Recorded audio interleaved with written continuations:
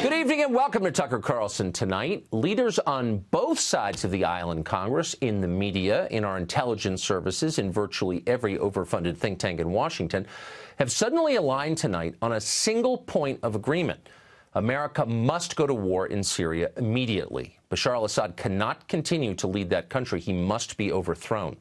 Assad is an evil man, they tell us. His latest crime is a chlorine gas attack carried out over the weekend by his forces against a rebel-held suburb of Damascus. Assad's poison gas suffocated children.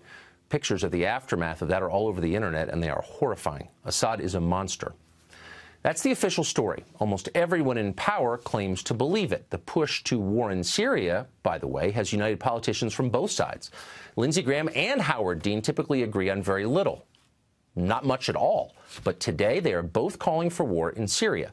Graham is demanding massive attacks on the Syrian military. Dean is going even further than that. On Twitter, he called the president, quote, a wimp for merely sending thousands of troops and launching tons of bombs at Syria.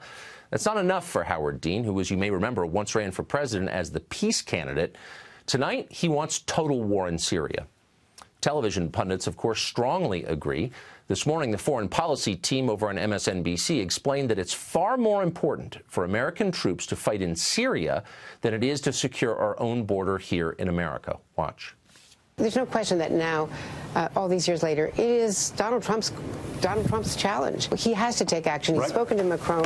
What he ought to do is a coordinated action. There has to be a comprehensive response. As Trump leaves to fight his imaginary border war, he's leaving the real war where we could make a difference, and said he's turning it over to Assad and to Iran and to ISIS. This is something that Barack Obama wouldn't even do if confronted with these set of facts. Trump has to take action in Syria. Everyone nods sagely. That ought to make you nervous. Universal bipartisan agreement on anything is usually the first sign that something deeply unwise is about to happen, if only because there is nobody left to ask skeptical questions. And we should be skeptical of this, starting with the poison gas attack itself. All the geniuses tell us that Assad killed those children. But do they really know that? Of course they don't really know that. They're making it up. They have no real idea what happened. Actually, both sides in the Syrian civil war possess chemical weapons. How would it benefit Assad using chlorine gas last weekend? Well, it wouldn't. Assad's forces had been winning the war in Syria. The administration just announced its plans to pull American troops out of Syria, having vanquished ISIS. That's good news for Assad, and about the only thing he could do to reverse it and to hurt himself would be to use poison gas against children. Well, he did it anyway, they tell us. He's that evil. Please. Keep in mind, this is the same story they told us last April. Do you remember that? It was almost exactly a year ago. The new administration announced it was no longer seeking to depose Assad from power. Regime change was no longer our policy. So the usual war chorus in Washington started yelping, went berserk, and days later, Assad supposedly used sarin gas against civilians in Syria. There was video. We bombed a Syrian airbase in response to that. At the time, this show asked what seemed like the obvious question: are we really sure that Assad did that? It seems weirdly timed and counterproductive to him. Shut up, they explained. Of course we're sure. What an unpatriotic question. But of course they were lying.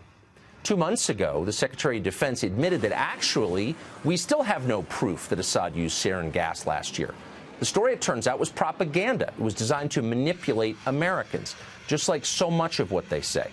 We've seen this movie before, and we know how it ends. But just for the sake of argument, let's assume they're not lying this time. Let's assume Assad did just use chlorine gas against kids. He's perfectly capable of that, by the way, not defending his moral character. Let's say he did do it. Would that be worth starting a new war over? Overthrowing Assad's regime in Syria would result in chaos. Many thousands would die. And in fact, we might likely see the genocide of one of the last remaining Christian communities in the Middle East, and we ought to care about that. Some of the dead, of course, would be American servicemen. A new war would cost us tens of billions of dollars, maybe hundreds of billions. Would it make America safer? Would it make the region more stable? Let's see. How exactly did regime change work in Iraq and Libya? Doesn't matter, say our moral leaders on CNN and everywhere else. Atrocities like this cannot be tolerated. Okay, but let's be real. We do tolerate atrocities like this all the time. For example, there's a devastating famine killing children in Yemen right now. The Saudis are causing that famine. Should we drop tomahawks on Riyadh in response? Not until it's on YouTube, apparently. When you conduct foreign policy by viral video, pictures are essential. But in real life, Syria is a highly complicated place. With Assad gone, who would run it exactly? Do we have another strongman in place to install? Or is it our hope that a stable democracy will magically appear in the wake of this protracted civil war? And who exactly are these moderate rebels you're always hearing about, the ones that we're supporting with your tax dollars? Well, a lot of them turn out to be Islamist crazies.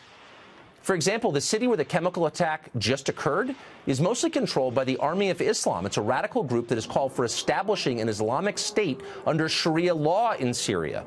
That group's founder called for exterminating all Shia Muslims and Alawites from the country. But we're supposed to wage a new war on this group's behalf. Why is that exactly? Back in 2013, when the Syrian civil war was still in its early days, one onlooker weighed in on Twitter. Here's part of what he wrote, quote, "We should stay the hell out of Syria. The rebels are just as bad as the current regime. What will we get for our lives and billions of dollars? Zero."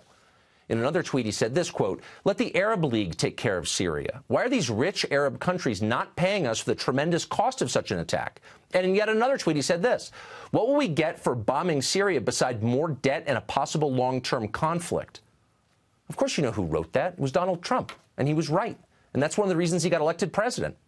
And now the same people who brought you a dying American middle class, undefended American borders, and endless pointless wars in countries you could not find on a map are telling the president he's got to depose Assad for reasons that are both unclear and demonstrably dishonest.